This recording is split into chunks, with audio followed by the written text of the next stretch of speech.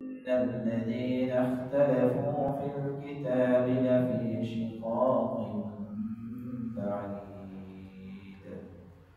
بارك الله لنا ولكم في القرآن العظيم ونفعنا وإياكم بالآيات والذكر الحكيم. صدق الله مولانا العظيم وصدق رسوله النبي الكريم ونحن على ذلك من الشاهدين والشاكرين والحمد لله رب العالمين. محبة الشيخ زمان قريت الإبراهيم.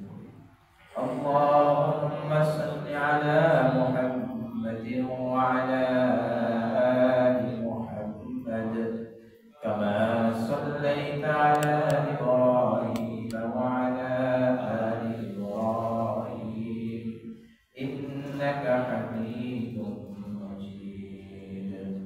اللهم بارك على محمد وعلى آل محمد كما باركت على إبراهيم وعلى آل إبراهيم إنك حميد مجيد. سبحانك لا علم لنا إلا ما علمتنا إنك أنت العليم الحكيم. رب زدني علما رب زدني علما رب زدني علما رب يسر ولا تعسر وتمم بالخير.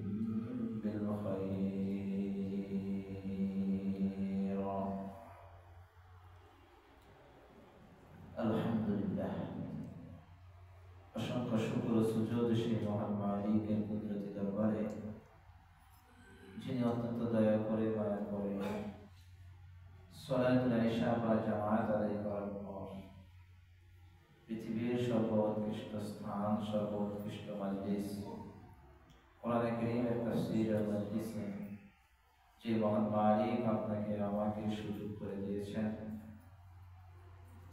কোরআন হাদিসের আলোকে কিছু আলোচনা করা এবং শোনার তৌফিক দান করেছেন, সেজন্য সেই মহান মালিকের কুদরতি দরবারে জবান খুলে কালিমাতুশ শুকরিয়া আদায় করি, বলি আলহামদুলিল্লাহ। মুহতারাম হাজিরিন, গত সপ্তাহে সূরাতুল বাকারার 173 নম্বর আয়াতে কারিমার আলোচনা চলতেছিল। আল্লাহ তাআলা সেই আয়াতে কারিমায় 4টি বস্তুকে খাওয়া হারাম করেছেন। একটা ছিল মৃত জানোয়ার, রক্ত 2 নম্বর, 3 নম্বর ছিল শুকরের গোশত, 4 নম্বর আল্লাহ তাআলার নাম ব্যতীত গায়রুল্লাহর নামে যে পশুগুলো জবাই করা হয় সেগুলো খাওয়া কি হারাম। এই আয়াতের পরিপ্রেক্ষিতে অনেক মাসালায় ওলামায়ে কেরাম বের করেছেন। নিরুপায় হয়ে যাওয়ার পরে ঔষধপত্রে দেখা যায় যে মানুষ অনেক সময় হারাম ব্যবহার করে ঔষধ গ্রহণ করার ক্ষেত্রে। তো মাসালা সেখানে একটাই, যে যদি জীবন নাশের হুমকি থাকে এবং অন্য কোনো মেডিসিন, যদি হালাল মেডিসিন যদি না থাকে, তাহলে হারাম মেডিসিন হলেও তার জীবন বাঁচানোর জন্য সেই মেডিসিন গ্রহণ করা কি আছে, জায়েজ আছে। যেরকম ভাবে ফতোয়ার কিতাবের ভিতরে লিখছে যে মানুষ যদি মৃত্যুসূত্রে শায়িত হয়, বিপদগ্রস্ত হয়, নিরুপায় হয়, যে মানুষের আর কোনো অপশন নেই, তখন তার জন্য মদ পান করাও কি আছে, জায়েজ আছে। যে পিপাসায় তার জান বের হয়ে যাবে, কতটুকু, যতটুকু খেলে, যতটুকু পান করলে তার জীবন বাঁচে, ততটুকু। নিরুপায় অপরাধ হওয়ার ক্ষেত্রে শরীয়ত সব ক্ষেত্রে কি দিয়েছেন, ছাড় দিয়েছেন। এই আয়াতের পরে আল্লাহ তাআলা 174 নম্বর আয়াতে কারিমায় আহলে কিতাবদেরকে হুঁশিয়ারি করতেছেন। কারণ আল্লাহ তাআলা যে আগে যে এই চারটা বস্তু হারাম করেছেন রিজিকের ক্ষেত্রে, খাবারের ক্ষেত্রে, ইহুদিদের মধ্য থেকে যারা আহলে কিতাব ছিল, যাদের কিতাবের জ্ঞান ছিল, তারা টাকা পয়সা কামানোর জন্য মানুষের কাছ থেকে টাকা পয়সা খেয়ে আল্লাহ তাআলার বলা জিনিসগুলোকে তারা লুকায় রাখতো, বলতো না, ওই টাকা খাইতো না, যে এটাকে হালাল করে দেন। যেরকম ভাবে ডাক্তাররা আছে না, ডাক্তারের চেম্বারের সামনে বিভিন্ন কোম্পানির লোক কি থাকে, রেডি থাকে, তাই না? 5টা রোগী দেখে 6 নম্বর সিরিয়াল হলো কি কোম্পানির লোকের এজেন্ট, যাওয়ার পরে তাকে কত ধরনের ডাক্তারকে অফার করে, অনেক কিছুই তো দেয়, নিশ্চয়ই অনেক কিছু। এবং তারপরে কি করে, পরের থেকেই ডাক্তার সাহেব প্রেসক্রিপশন লেখা শুরু করে ওই কোম্পানির। এটাই তো বাস্তব। ওই কোম্পানি যদি নরমাল হয়, যে রোগীর সহজে এটা কি হবে না, সেবা হবে না, তারপর ডাক্তার কিন্তু কি করে লেখে যে এটা খান, এটাই সবচেয়ে বেটার ঔষধ। টাকা খাওয়ার পরে অনেক কিছুই চেঞ্জ হয়ে গেছে। ওই যুগেও কিছু এরকম ছিল যে আহলে কিতাব যারা আল্লাহ তাআলার বিধান জানতো, কিন্তু জানার পরেও দুনিয়া কামানোর ধান্দায় তারা এই সত্য জিনিসটাকে লুকাইত রাখত, বলতো না। তারা বলতো যে খেয়ে ফেলো, কোনো সমস্যা নেই। তারা ফতোয়া দিত কি, খেয়ে ফেলো, কি নাই, সমস্যা নেই। আল্লাহ তাআলা এই কথাটাই বলছে।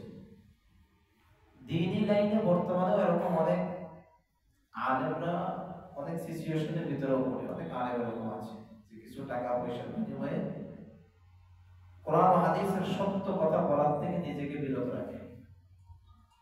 এটাও নিষেধ। সঠিক মাসালা বলার ক্ষেত্রে কি রাখে, বিরত রাখে। যে মনে করেন যদি মাসালা যদি সভাপতির বিরুদ্ধে যায়, মাসালা যদি সেক্রেটারির বিরুদ্ধে যায়, মাসালা যদি ক্যাশিয়ারের বিরুদ্ধে যায়, তখন এটাকে কি করে ঢাকে বা ব্যতিক্রম কোন তাবিল, কোন সুরত বের করার চেষ্টা করে। এরাও তো হবে না, এরাও হবে। রাষ্ট্রের কোন প্রশাসনিক চাপের কারণে সত্যকে বলে না, বা এটা লুকায়িত রাখে, বা এর বিপরীতটা বলে দেয়, এরাও তো হবে। এই আয়াতের অন্তর্ভুক্ত এরা। সত্য বলতে হবে, সত্য লুকায়িত রাখা যাবে না।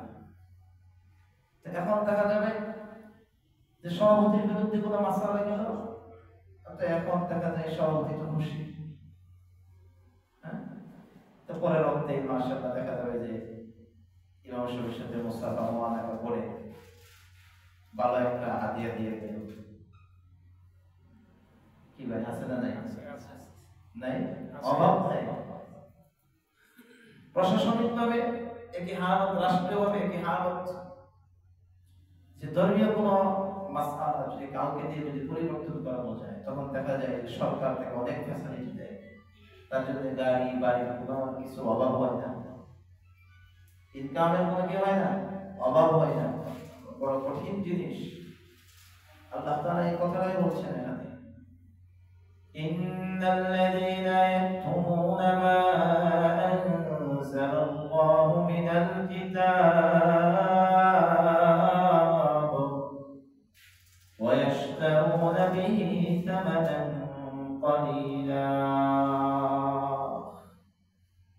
আল্লাহ বলেন, ইন্নাল্লাযীনা ইয়াকতুমুন, নিশ্চয়ই যারা গোপন রাখে, নিশ্চয়ই যারা কি করে, ভাই বলেন না, কি করে, গোপন করে। কি গোপন করে? মা আনজালাল্লাহু মিনাল কিতাব, আল্লাহ তাআলা তার কিতাব থেকে যা অবতীর্ণ করেছেন, আল্লাহ তাআলা তার কিতাব থেকে কি করেছেন, যা অবতীর্ণ করেছেন, অর্থাৎ যে হুকুমগুলো আল্লাহ তাআলা কি করেছেন, নাযিল করেছেন, ওই হুকুমগুলোকে তারা কি রাখে, গোপন রাখে, প্রকাশ করে না। কি জন্য প্রকাশ না করে? ওয়ায়াশতারুনা বিহি সামানান কলিলা, এর বিনিময়ে তারা অল্প কিছু মূল্য গ্রহণ করে।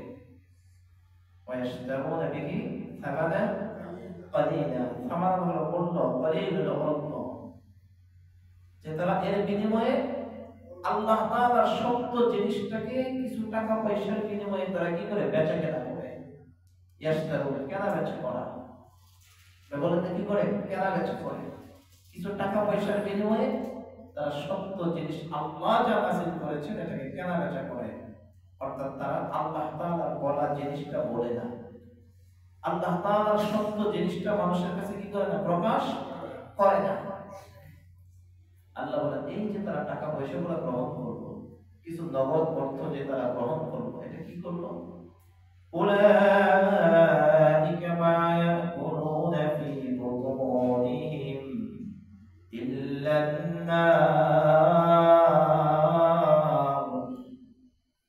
আল্লাহ বলেন উলাইকা মা ইয়াকুলুনা ফি বুতুনিহিম তারা তাদের পেটে তারা তাদের উদরে কোনো কিছুই ভক্ষণ করেনি তারা তাদের উদরে কোনো কিছুই দেয়নি তবে কি দিয়েছে ইল্লান নার জাহান্নামের আগুন দিয়েছে নাউযুবিল্লাহ বলেন তারা যে আল্লাহ তাআলার বিধানকে লুকায়ে রেখে দুনিয়ার যে অল্প কিছু মূল্য গ্রহণ করলো এটা আসলে দুনিয়ার টাকা পয়সা না এটা দুনিয়ার কোনো গাড়ি বাড়ি না এটা দুনিয়ার কোনো ব্যাংক ব্যালেন্স না এটা কি জাহান্নামের আগুন ইল্লান নার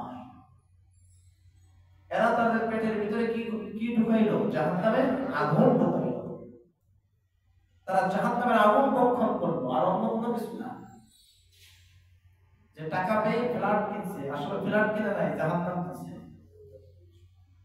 কি কিনছে জাহান্নাম কিনছে টাকা পেয়ে গাড়ি কিনছে গাড়ি কিনে নাই জাহান্নাম কিনছে টাকা পেয়ে ছেলে মেয়েকে বিশাল সুন্দর সুন্দর অনেক কিছু দিয়েছে কিছুই দেয় নাই জাহান্নাম দিয়েছে আগুন ইল্লান নার আল্লাহ এখানে শেষ করে নাই ওয়ালা ইউকাল্লিমুহুল্লাহু ইয়াওমাল কিয়ামাহ আল্লাহ বলেন ওয়ালা ইউকাল্লিমুহুল্লাহু ইয়াওমাল কিয়ামাহ আল্লাহ তাআলা এদের সাথে কিয়ামতের দিন কোনো কথা বলবে না আল্লাহ তাআলা কিয়ামতের দিন তাদের সাথে কি বলবে না ভাই কোনো কথা বলবে না এই আয়াতগুলো আমাদের জন্য যে কত হুঁশিয়ারি একজন আলেমের জন্য এই আয়াতগুলো যে কত হুঁশিয়ারি রব যদি আমাদেরকে উপর আমল করার তৌফিক দান করেন ওয়ালা ইউকাল্লিমুহুমুল্লাহু ইয়াওমাল কিয়ামাহ রব বলতেছেন এই শ্রেণীর মানুষের সাথে আল্লাহ তাআলা কিয়ামতের দিন কি বলবে না কথা বলবে না কেন অথচ দেখা যায় কিয়ামতের দিন আল্লাহ তাআলার আম দরবার কায়েম হবে বলেন কি দরবার কায়েম হবে আম দরবার কায়েম হবে আপনারা আমাকে একটা জবাব দেন দুনিয়াতে যে বিচার সালিশ হচ্ছে হাইকোর্টে জজের দরবারে যে বিচার সালিশগুলো যে হয় এখানে জজ সাহেব জাস্টিস সে কি আসামির সাথে কথা বলে না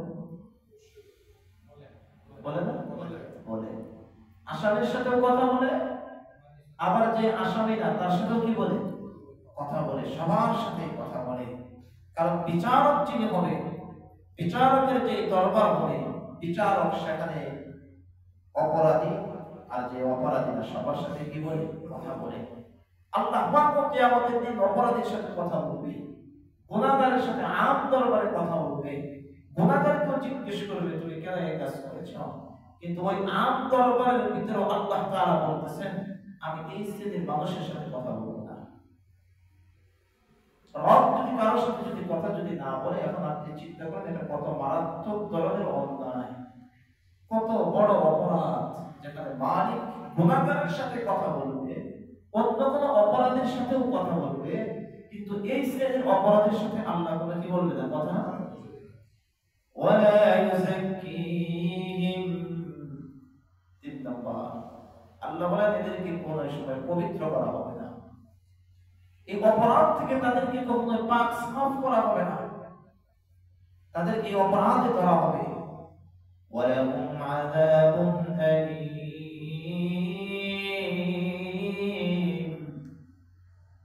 আল্লাহ বলেন এদের জন্য রয়েছে মর্মান্তিক শাস্তি। এদের জন্য কি রয়েছে? মর্মান্তিক যন্ত্রণাদায়ক শাস্তি রয়েছে। ওয়ালাহুম আযাবুন আলীম, মর্মান্তিক যন্ত্রণাদায়ক যত ধরনের কষ্টদায়ক শাস্তি আছে এদের জন্য আল্লাহ তাআলা রেখে দিয়েছে। ওই কেন? আল্লাহ পরে আয়াতে বলতেছেন أولئك الذين اشتروا الضلالة بالهدى أولئك كي يرى اشترى ক্রয় করেছে, কিনেছে, দলালা গুমরাহিকে তারা কিনেছে। এই শ্রেণীর মানুষ কি কিনেছে ভাই? গুমরাহিকে কিনেছে, পথভ্রষ্টতাকে তারা ক্রয় করেছে। কিসের বিনিময়ে? বিল হুদা, হেদায়েতের বিনিময়ে। কিসের বিনিময়ে? হেদায়েতের বিনিময়ে তারা পথভ্রষ্টতা ক্রয় করেছে। মানে অবস্থা হলো এরকম, এই শ্রেণীর মানুষ দুধ বিক্রি করে মদ কিনেছে। দুধ বিক্রি করে কি করছে? মদ খাচ্ছে। হ্যাঁ, হালাল টাকা দিয়ে সিগারেট খাচ্ছে, আগুন ঢোকাচ্ছে পেটের ভিতরে। এটা ভালো লাগে না। উদাহরণ এটাই, এরা দুধ বিক্রি করে কি কিনছে? মদ কিনছে। আল্লাহ এদেরকে হেদায়েত দিয়েছিলেন, আল্লাহ এদেরকে কিতাব দিয়েছিলেন, আল্লাহ এদেরকে সত্য জানানোর জন্য তাদেরকে আলেম বানিয়েছিলেন। কিন্তু এই আহলে কিতাবগুলো হেদায়েত পাওয়ার পরও হেদায়েত ছেড়ে দিয়ে তারা গোমরাহি করেছে, দুনিয়ার কিছু টাকা পয়সা তারা গ্রহণ করেছে। আল্লাহ তাআলা সত্য জিনিসটাকে তারা কি করছে? গোপন রাখছে। ওয়াল আযাব বিল মাগফিরাহ, দুই নাম্বার কেমন? মাগফিরাতের বিনিময়ে আযাব শাস্তিকে তারা বেছে দিয়েছে। আল্লাহ তাদের জন্য ক্ষমার ঘোষণা দিয়েছিল, ক্ষমা তাদের ভালো লাগে না, তারা ক্ষমার পরিবর্তে কি বেছে নিয়েছে? আযাব শাস্তিকে তারা বেছে নিয়েছে। এখন আল্লাহ তাআলা আয়াতের শেষে তাদেরকে কতটুকু তিরস্কার করতেছে? ফামা আসবারহুম আলান নার, আল্লাহ বলেন ফামা আসবারহুম, তাদের কতই না ধৈর্য, তাদের কতই না ধৈর্য। কিসের উপরে? আলান নার, জাহান্নামের আগুন গ্রহণ করার ব্যাপারে তাদের কতই না ধৈর্য। বলেন এটা কি তিরস্কার না ভালো কিছু? তিরস্কার। আল্লাহ বলতেছে তোমাদের ধৈর্য অনেক যে তোমরা জাহান্নামের আগুন ভোগ করতে পারো। হ্যাঁ, কারণ তোমাদের জাহান্নামের আগুন সহ্য করার ক্ষমতা আছে বিধায় তুমি হেদায়েতের বিনিময়ে গোমরাহিকে ক্রয় করেছো, বেছে নিয়েছো। তুমি জাহান্নামের আগুন সহ্য করতে পারবে বিধায় তুমি মাগফিরাতের বিনিময়ে তুমি আযাবকে বেছে নিয়েছো। এই দুষ্কার বান্দা, এই দুষ্কার বান্দা, আল্লাহ তো হেদায়েত দিয়েছেন।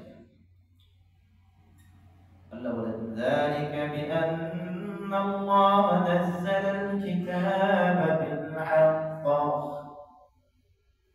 এই জন্যই বিআন্না আল্লাহ, নিশ্চয় আল্লাহ তাআলা নাযালাল কিতাবা বিল হক, আল্লাহ তাআলা সত্যভাবে যথাযথভাবে আল্লাহ তাআলার কিতাব কি করেছিলেন? নাযিল করেছেন। আল্লাহ তাআলার কিতাব সত্যভাবে যথাযথভাবে রব নাযিল করেছেন। কিন্তু এরা কি করেছে? ওয়া ইন্নাল্লাযীনা ইখতালাফু ফিল কিতাব, এরা আল্লাহ তাআলার কিতাবের ভিতরে মতবিরোধ ঢুকাইছে। আল্লাহ তাআলার কিতাবের মধ্যে তারা কি ঢুকাইছে? মতানৈক্য সৃষ্টি করেছে। লাফি শিকাকিন বাঈদ, তারা স্পষ্টভাবে আল্লাহ তাআলার বিরুদ্ধে চারণের ভিতরে লিপ্ত আছে। কিসের মধ্যে লিপ্ত আছে?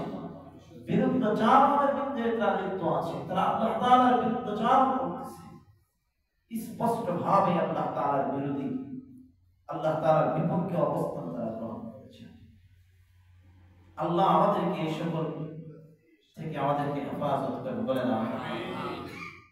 এই পর্যন্ত সূরাতুল বাকারা অর্ধেক পরিপূর্ণ হলো। আলহামদুলিল্লাহ, এই পর্যন্ত কি সূরাতুল বাকারা অর্ধেক পরিপূর্ণ হলো। অর্ধেক পরিপূর্ণ হওয়ার পরে আল্লাহ তাআলা 177 নম্বর আয়াতে কারিমায় 6টা গুণের কথা উল্লেখ করেছেন। 6টা গুণ, 6টা গুণ যার ভিতরে থাকবে তারা কামিয়াব, তারা মুত্তাকি, তারা সত্যবাদী। আল্লাহ তাআলা এখন আমলের কথা বলতেছেন। দেখেন 6টা প্রায় আধা পৃষ্ঠা, অর্ধ পৃষ্ঠা বিবরণ দিয়েছেন আল্লাহ তাআলা। 6টা গুণ আমি একে একে বলতেছি। ليس البر أن تولوا وجوهكم قبل المشرق والمغرب। আল্লাহ বলেন আহলে কিতাবদেরকে সম্বোধন করে বলতেছেন যে আহলে কিতাব যারা সত্যকে লুকাইত, আল্লাহ তাআলার বিধানকে যারা গোপন করত, কিন্তু তারা মনে করত যে আমরাই খাঁটি ইমানদার, আমরাই বুঝি খাঁটি বান্দা। তাদের ধারণা এটা ছিল যে আমরাই সবচেয়ে সলিড ছিল, আমাদের চাইতে সলিড আর কেউ নেই। এটা তাদের ধারণা ছিল যে আমরাই সলিড। আল্লাহ বলতেছেন লাইসাল বির, কোন নেক নাই, কোন নেকি নাই। কিসের ক্ষেত্রে? আন তুওয়াল্লু ওয়াজুহাকুম কিবালাল মাশরিক ওয়াল মাগরিব, পূর্ব আর পশ্চিমের চেহারা ফেরানোর ভিতরে কোন নেকি নাই। বলেন পূর্ব আর পশ্চিমের চেহারা ফেরানোর ক্ষেত্রে কোন কি নাই? কোনই নেকি নাই। কেন? নেকি কিসের ভিতরে? আচ্ছা আপনারা বলেন, আপনারা পশ্চিম দিকে বসে আছেন, যদি ঈমান যদি না থাকে তাহলে আপনি যদি হাজারো যদি পশ্চিম দিকে যদি সিজদা দেন, দাম আছে? দাম নাই। আল্লাহ এই কথাটাই বলেছেন যে তোমরা মনে করতেছো পূর্ব দিকে পশ্চিম দিকে মুখ ফিরাইতেছি, ইবাদত করতেছি, আমরা অনেক নেকি করে ফেলতেছি। বিষয়টা এরকম নয়। পূর্ব আর পশ্চিমে মুখ ফেরানোর ক্ষেত্রে কোনো নেকি নাই। নেকি কিসের ভিতরে? নেকি হলো তাদের জন্য, পুণ্য হলো তাদের জন্য। এক নম্বর, ওয়ালাকিন্নাল বিররা মান আমানা বিল্লাহি ওয়াল ইয়াউমিল আখির ওয়াল মালাইকাতি ওয়াল কিতাবি ওয়ান নাবিয়্যিন।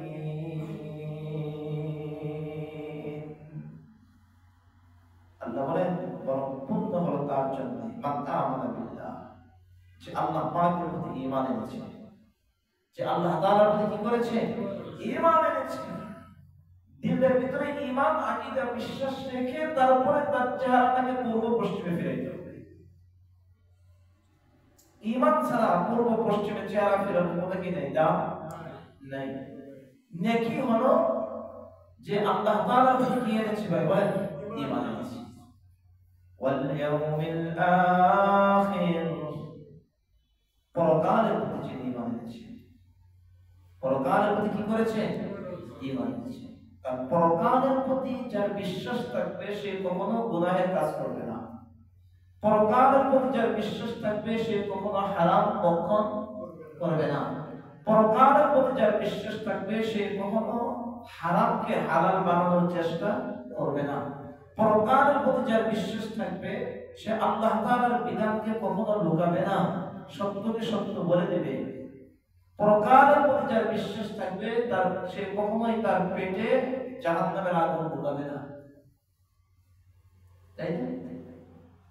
ওয়ালা ওয়াল ইয়াউমিল আখির ওয়াল মালাইকা, ফেরেশতাদের প্রতি ঈমান আনা।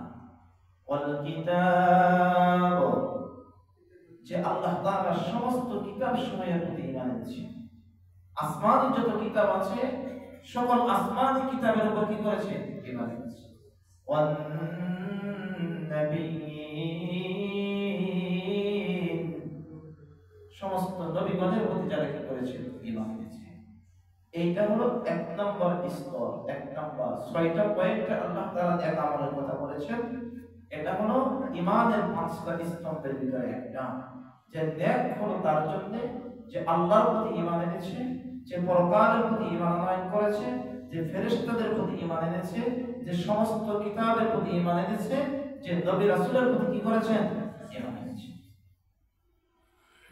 এই কথা বলার পরে আল্লাহ তাআলা বলতেছেন নেকি তো তাদের জন্য।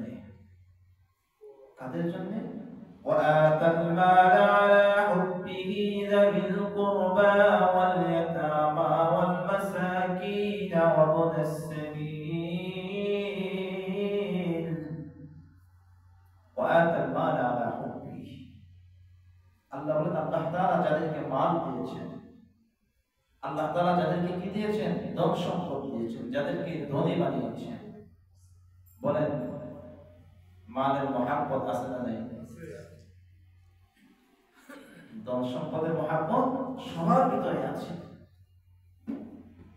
ধন সম্পদের মহাব্বত থাকার পরেও আল্লাহ বলেন এক শ্রেণীর মানুষ আছে যারা যাবিল কুরবা আত্মীয় স্বজনদেরকে তাদের ধন সম্পদের একটা অংশ দান করে দেয়। আত্মীয় স্বজনদেরকে কি করে? তার ধন সম্পদ থেকে কি করে দান করে। আল্লাহ বলেন এই দানটা কি জন্য করে? তার দিলের দিয়ে হুব্বিহি হাজমিনের মারফাত করতে, ওই হাজমিনের মারফাত আল্লাহ দেখতে চায়। এটা কি আল্লাহর ভালোবাসাই দেয় নাকি দিলের ভিতরে কোনো কিছু রেখে দেয়? যে আল্লাহর ভালোবাসায় যদি দিয়ে থাকে তাহলে কি আলহামদুলিল্লাহ, আর যদি অন্য কোনো কিছু থাকে দিলের ভিতরে ওই তাহলে এটা তার জন্য নেকির কাজ হবে না।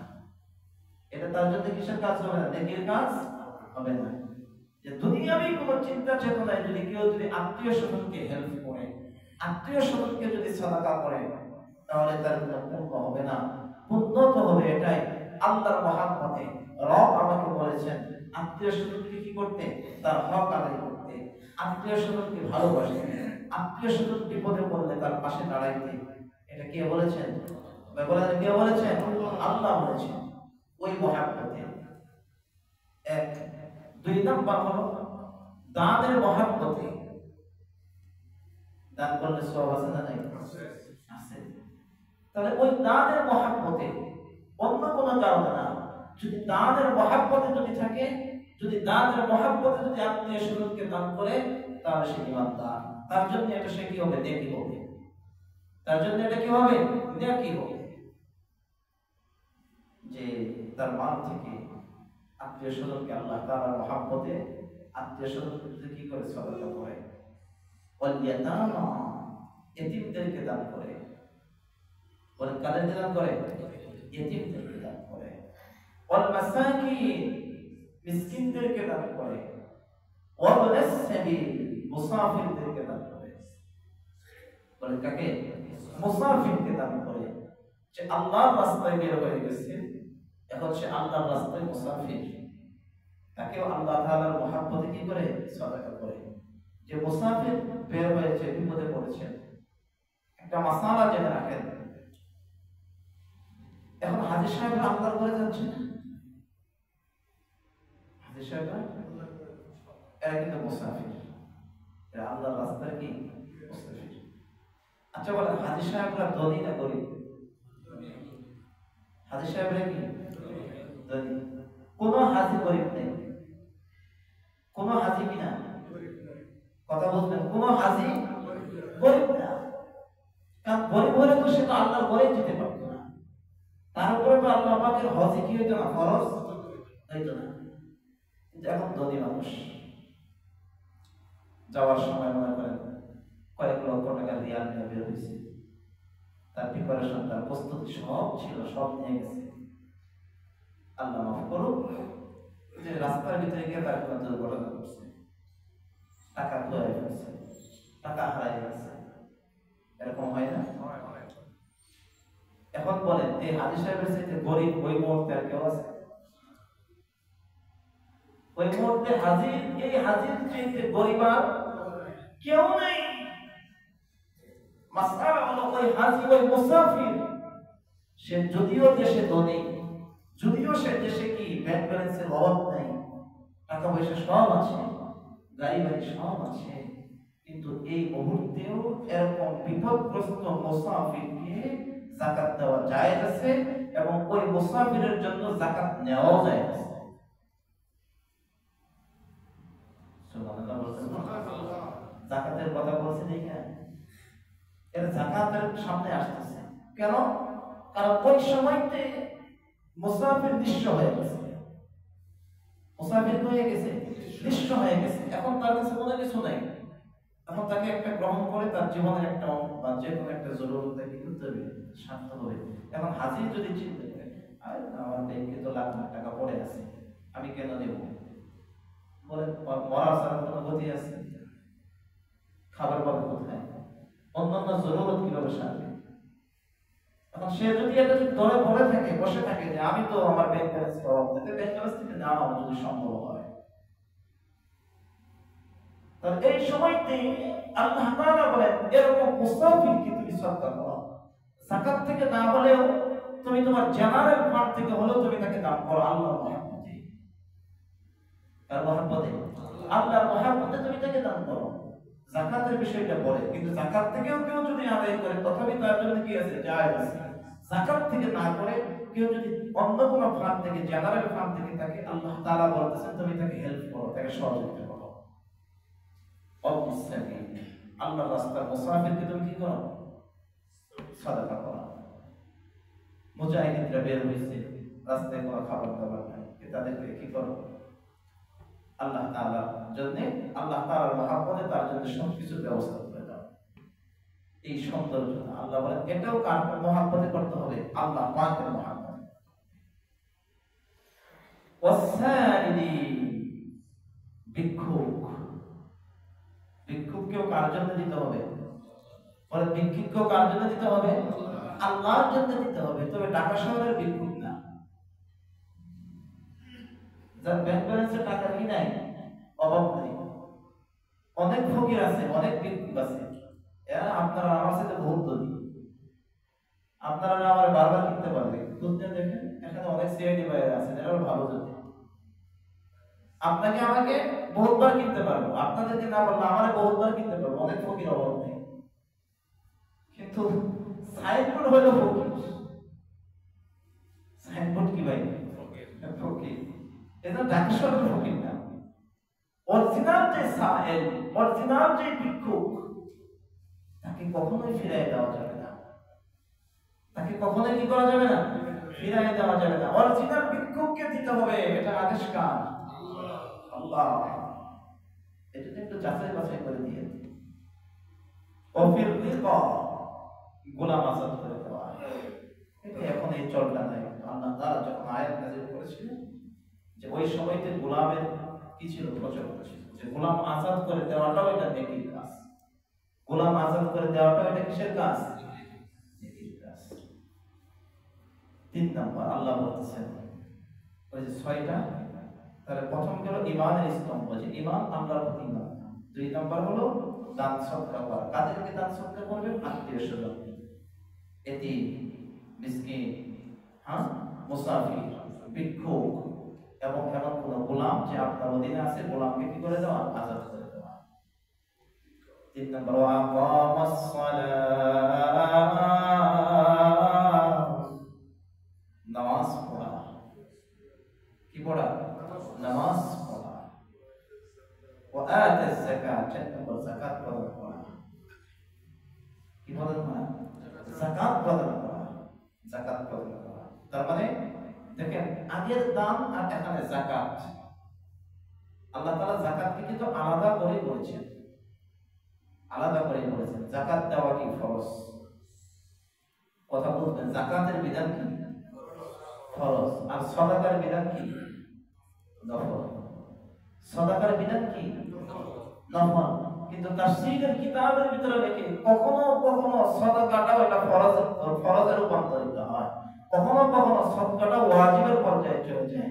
কেমন, আপনি যাকাত তো আদায় করেছেন, এখন আপনার আত্মীয়-স্বজনের ভিতরে এমন কেউ বিপদে পড়ছে, আপনাকে আল্লাহ তাআলা টাকা বানাইছেন, টাকাওয়ালা বানাইছেন, আপনাকে টাকা দিয়েছেন, কিন্তু আপনার আত্মীয়-স্বজন গরিব, কিচ্ছু নাই, চিকিৎসা করতে পারতেছে না, ওই তার চিকিৎসা করায় দেওয়াটাও তোমার জন্য ফরজ। খাবার খাইতে পারতেছে না, তাকে খাবার কিনে দেওয়াটাও তোমার জন্য ওয়াজিব। এখন তুমি যদি ধরে বসে থাকো যে আমার তো যাকাত তো ফরজ, এটা তো বুঝি ফরজ, এরকম দায়িত্ব না, বিষয়টা এরকম না। কারণ একজন মানুষের জান, একজন মানুষ বিপদ থেকে কিভাবে উদ্ধার হবে, এটা সবসময় ইসলাম চিন্তা করছে। সুবহানাল্লাহ, আল্লাহ। এতিম, আপনার চোখের সামনে এমন কোন এতিম আছে যারা ভালো পড়তে পারতেছে না বা ভালো খাইতে পারতেছে না, বা তার উপরে কোনো মাথার উপর তার কোনো ছায়া নাই, অভিভাবক নাই, অভিভাবকহীন, তাকে তার অভিভাবকের দায়িত্বটা আপনি গ্রহণ করেন। নবী মুহাম্মদ রাসূলুল্লাহ সাল্লাল্লাহু আলাইহি ওয়াসাল্লাম বলেছেন, কোন মানুষ যখন এতিমের মাথার উপরে হাত রাখে, আল্লাহকে খুশি করার নিয়তে এতিমের মাথার উপরে হাত রাখে, রাসূল বলেন এতিমের মাথার নিচে যত চুল আছে ওই চুল পরিমাণ আল্লাহ তাআলা তার আমলনামায় সওয়াব লিখে দেন। সুবহানাল্লাহ। তার মাথায় যত কি আছে, চুল আছে। সূরাতুল মাউদে আল্লাহ তাআলা স্পষ্টভাবে বলেছেন, ফাআম্মাল ইয়াতীমা ফালা তাকহার ফাআম্মাল ইয়াতীমা ফালা তাকহার। সাবধান, এতিমকে কখনো ধমক দিবে না, এতিমের সাথে ধমকের সুরে কখনো কি বলবে না, কথা বলবে না। ওয়া আম্মাস সাইলা ফালা তানহার। ভিক্ষুককে কখনো তাড়ায় দিবে না, ভিক্ষুককে কখনো কি করবে না, তাড়িয়ে দিবে না। যতটুকু সম্ভব তাকে দিয়ে দাও, যতটুকু সম্ভব দিয়ে দাও, তাকে যতটুকু খুশি করা যায়। অনেক সময় আল্লাহ তাআলা দুনিয়াতে ধনীদেরকে ভিক্ষুকের আকারে ফেরেশতা পাঠিয়ে পরীক্ষা করে। মনে রাখবেন, একটা কথা বুঝবেন, এটা বোঝার জন্য বলতেছি। নবী রাসূল আসবে না, নবী রাসূল এই পৃথিবীতে আসবে না, আসবে না। আর আসমানে কোন কিতাব আসবে না, আসবে না। আর অন্য কোন দিনও আসবে না, কোন ধর্ম, কোন দিনও আসবে না। সব বন্ধ, টোটাল সব কি হয়ে গেছে, আল্লাহ তাআলা বন্ধ করে দিয়েছেন। আচ্ছা বলেন, আসমান থেকে জমিনের উপর ফেরেশতা আসা কি বন্ধ? না। ফেরেশতা আসা বন্ধ? না। ফেরেশতা আসা বন্ধ না, কিয়ামত পর্যন্ত কিন্তু এটা জারি আছে। ফেরেশতা আল্লাহ তাআলা আসমানে হরদম 24 ঘন্টা সকাল সন্ধ্যা পাঠাচ্ছেন।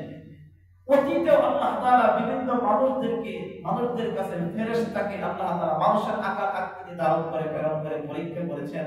আপনার কাছেও যে আসবে না, আপনাকেও যে পরীক্ষা করবে না, এর কোনো কি গ্যারান্টি? এটা মাথার ভিতরে রেখে। আল্লাহ তাআলা কখন আপনার সামনে কোনো ফেরেশতা পাঠিয়ে দিয়েছেন আপনি আগে তো বুঝবেন না। কোন সুরতে, কোন আঙ্গিকে রব আপনার আমার কাছ থেকে পরীক্ষা দিতে চায়, এটা বোঝার ক্ষমতা তো আপনার আমার নাই। এর জন্য সেই সতর্ক আপনার আমার থাকা উচিত।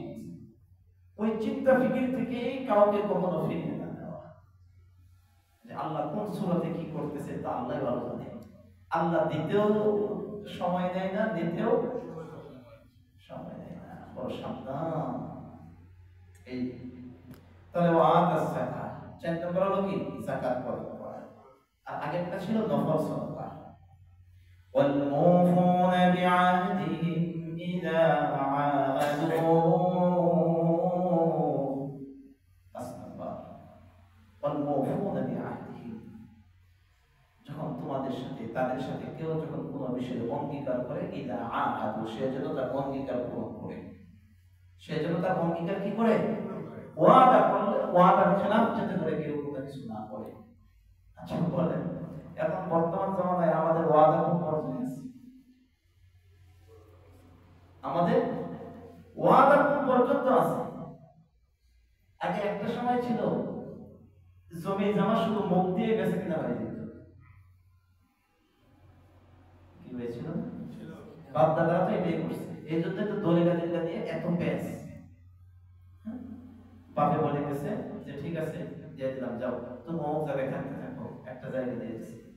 বাবু চলে গেছে, বাচ্চারা কিসের বাপের কথা মানি, তোমাকে যে দিয়ে গেছে প্রমাণ কি?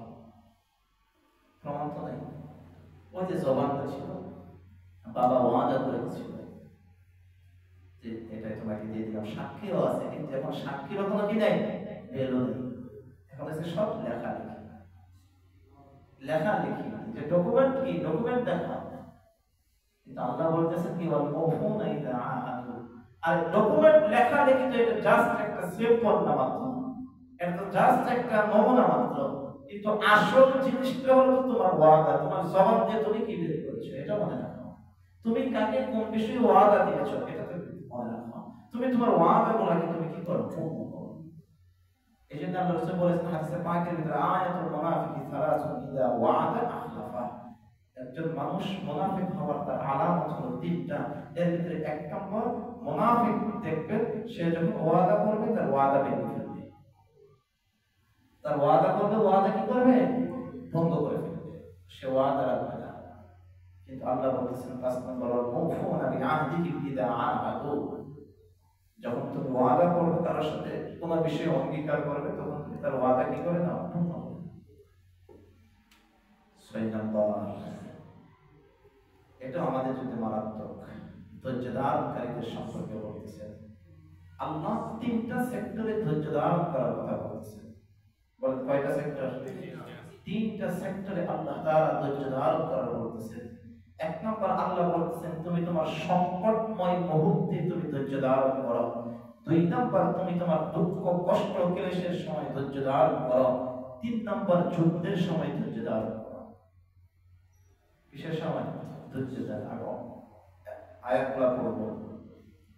এখানে দেখেন আল্লাহ তাআলা মানুষের এই ৩টা সাহিত্যে মানুষের অনেক বড় পরীক্ষা আছে। সংকট, এটা আর্থিক খাতে যে সংকটগুলো হয়, মানুষ যখন আর্থিক খাতে যখন বিপদে পড়ে তখন তার ঈমান হারিয়ে ফেলে। কি ভাই, ঈমান হারিয়ে ফেলে না? এবং ভালো মানুষও অকারেন্স করে বসে। একজন ঈমানদার টাকার অভাবে খারাপ কাজ করে বসে, যেটা ধারণার বাহিরে থাকে। একজন সতী সাধবী নারী টাকার মোহে পড়ে, টাকার অভাবে পড়ে তার ইজ্জত বিসর্জন দিয়ে দেশে থেকে কিছু মনেই করে না। এই আর্থিক সংকট মুহূর্তে তুমি ধৈর্য ধারণ করো। অত্যন্ত দুঃখ কষ্ট ক্লেশের সময়, অর্থাৎ আল্লাহ এখানে বোঝাইতে চাইছেন শারীরিক যেই তোমার দুঃখ কষ্টগুলো আসে, শারীরিক অসুস্থতা, হ্যাঁ, হাড়ের সমস্যা, কিডনিতে সমস্যা, আলসার, ক্যান্সার, বাল্ব, লিভার নষ্ট, হ্যাঁ, পা হাঁটতে পারি না, হাত উঠাইতে পারি না, চোখে দেখি না, হ্যাঁ, কাজের শুনতে, কত ধরনের সমস্যা। আল্লাহ বলেন এই সেক্টর গুলোতেও তুমি ধৈর্য ধারণ করবে, অসুস্থতার মাঝেও তুমি ধৈর্য ধারণ করবে। ওয়াহিনাল বাস, ৩ নাম্বার, যুদ্ধের সময়। কেন? কারণ যখন যুদ্ধ বেজে যায়, ইসলামের জন্য যুদ্ধ, আপনাদের মারামারি না। ভারত পাকিস্তান লাগছে না, এটা কি কোনো ধর্মের যুদ্ধ? এটা রাষ্ট্রীয় যুদ্ধ। ভারত পাকিস্তান যেটা লাগছে এটা কিন্তু কি না, ধর্মীয় যুদ্ধ না, এটা রাষ্ট্রীয় যুদ্ধ। আবার আজকে শুনলাম এটা থেকে মিটো হয়ে বিরতি বলে দিচ্ছে, এটা কিন্তু না। ওয়াহিনাল বাস, যখন ধর্মীয় যুদ্ধ, জিহাদের কথা যখন আসছে, ওই যুদ্ধের সময় তোমার কি থাকতে হবে, সবল থাকতে হবে। কেন? কারণ সেখানে তোমার প্রাণ ঘাতের সম্ভাবনা আছে, তোমার জীবন চলে যাবে। যুদ্ধ করতে গেছো আল্লাহর জন্য, তখন তোমার জীবনটা চলে যেতে পারে। ওই সময় তো তোমার কি লাগবে, সবল লাগবে। ওই সময় তো তোমার কি লাগবে, সবল লাগবে। আল্লাহ এই কথাটাই বলতেছেন। এখন আয়াতের সাথে মিলান, والصابرين في البأساء, এমন ধৈর্য ধারণকারী, ফিল বাসা, আর্থিক সংকট মুহূর্তে যে ধৈর্য ধারণ করে। বলে কোন মুহূর্তে? ফিল বাসা, আর্থিক সংকটময় মুহূর্তে যে ধৈর্য ধারণ করে।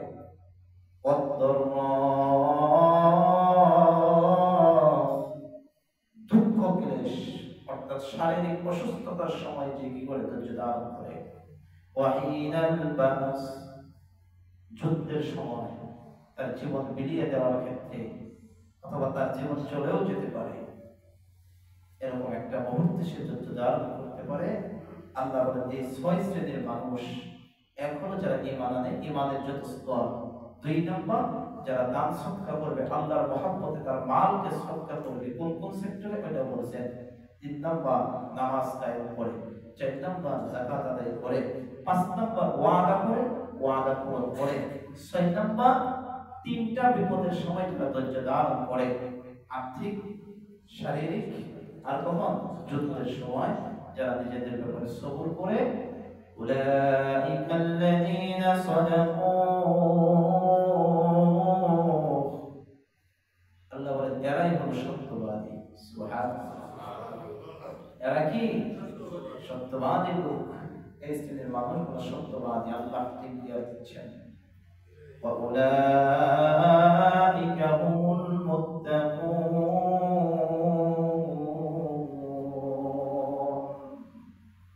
আল্লাহ বলেন এরাই হলো মুত্তাকি। সুবহানাল্লাহ, এরাই কি মুত্তাকি, এরাই কি সত্যবাদী। পেলাম কি? ওই যে আল্লাহ বলছেন না, ওয়ালিমান খাফা মাকামা রাব্বিহি জান্নাতান। আল্লাহ বলেন যারা মুত্তাকি হবে, যারা মুত্তাকি হবে, আল্লাহ বলেন আমি আল্লাহ তাআলা তাদেরকে 2টা জান্নাত দান করব। ডবল জান্নাত। এমনি তো সবাই একটা করে, আর মুত্তাকিদেরকে আল্লাহ কয়টা দিবে? 2টা জান্নাত দিবে। মুফাসসিরিন একরাম উল্লেখ করেছেন 2টা জান্নাত দিবে মানে কি? একদিন নিয়ে আমি তাফসীর শেষ করতেছি আজকের জন্য ইনশাআল্লাহ। একটা হলো আল্লাহ তাআলা তাকে দুনিয়াতেই, তার দুনিয়ার জীবনটাই জান্নাত বানায় দেবে। সুবহানাল্লাহ, তাকে এমন ভাবে রাখবে তার কোনো পেরেশানি থাকবে না, বিপদ আপদ থাকবে না। আল্লাহ চতুর্দিকে তাকে বিপদ আপদ থেকে রহমতের চাদরে আবৃত করে রাখবে। তার দিলের ভিতরে আল্লাহ তাআলার মহব্বত থাকবে। তার দিলের ভিতরে কার মহব্বত থাকবে? আল্লাহ পাকের মহব্বত। মুসলমান ভাইরা আমার, আল্লাহ রাব্বুল আলামিন সাহাবায়ে কেরামের জন্য এই দুনিয়াটা জান্নাত বানায় রাখছেন। এই জন্যই তো দেখা যায় খাবার নাই কিন্তু সাহাবীদের জবান দিয়ে কোনো অভিযোগ নেই, সাহাবীদের কাপড় নাই কিন্তু কোনো অভিযোগ নেই, সাহাবীদের দিলের ভিতরে শান্তি ছিল, বলতো আলহামদুলিল্লাহ। জান্নাতি একটা পরিবেশ ছিল।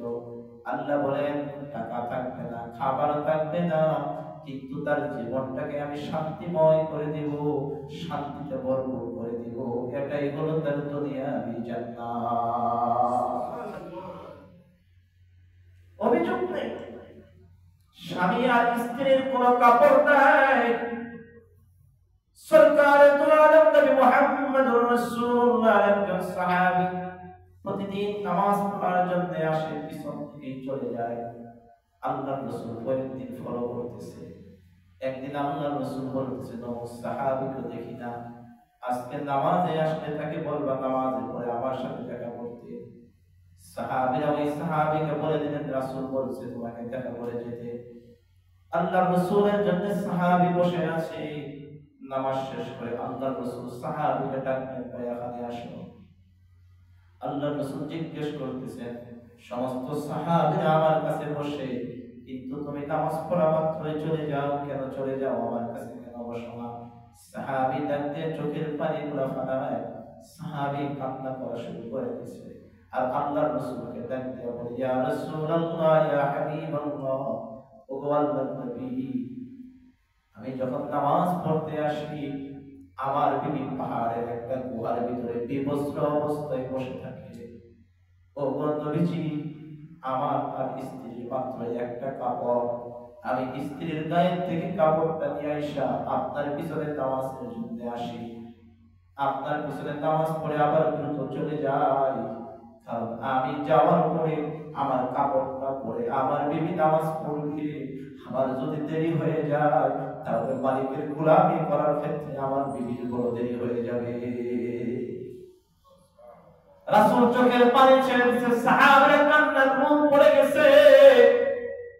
আর এটাই তো জিন্দেগি, কোনো কাপড় ছিল না, খাবার ছিল না, কিন্তু আল্লাহ তাআলা জিন্দেগিটাকে জান্নাত বানায় দিয়েছেন। এই জন্য আল্লাহ তাআলা বলতেছেন, ওয়ালিমান খাফা মাকামা রাব্বিহি জান্নাতান। যারা আল্লাহকে ভয় করে চলবে, যাদেরকে আল্লাহ তাআলা তাকওয়া দান করবে, যারা হবে মুত্তাকি, আল্লাহ তাদের জন্য দুইটা জান্নাত দান করবে। সুবহানাল্লাহ। শান্তির জন্য এটা আমার চিজ না, এটা আল্লাহ সবাইকে দেয় না। এই 6টা গুণ আল্লাহ তাআলা আমাদের সবার ভিতরে দান করেন বলে আমিন। এবং এইভাবে দুনিয়াতে চলার চেষ্টা করি। আত্মীয় স্বজনদের খোঁজ খবর নেওয়া, তাদের পাশে দাঁড়ানো, এটা বহুত বড় হক।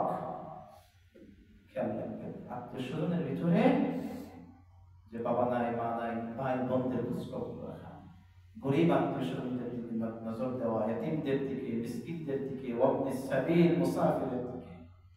আল্লাহ আমাদের সবাইকে তৌফিক দান করেন। استغفر درشد إن شاء الله دعاء من أستغفر الله أستغفر الله أستغفر الله